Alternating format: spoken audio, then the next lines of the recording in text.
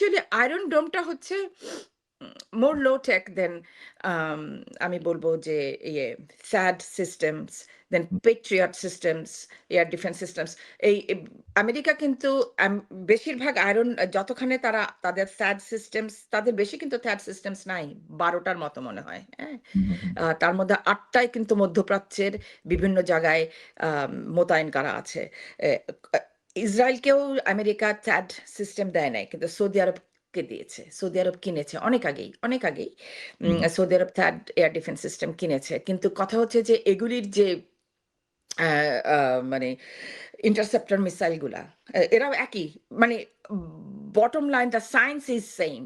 হুম, hmm, hmm. Incoming মিসাইলকে ওরা outgoing missile দিয়ে ইন্টারসেপ্ট করে আকাশেই ব্লাস্ট করে দেয়। জি। এটাই হচ্ছে air defence system. Right? So iron ডোমটা হচ্ছে একটু সস্তা কম্পেয়ার টু আম আমাদের স্যাড অ্যান্ড পেট্রিয়ট।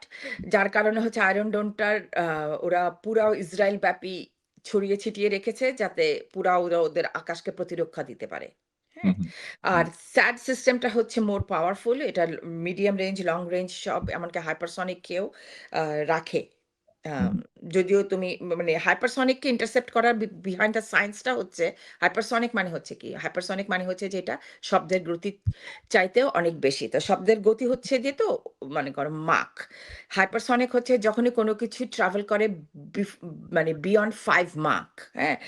ইরানের হাইপারসনিক মিসাইল গুলো আসে আমার মনে হয় আমি লাস্ট যতদূর জেনেছিলাম সেটা হচ্ছে 8 to 12 মাক।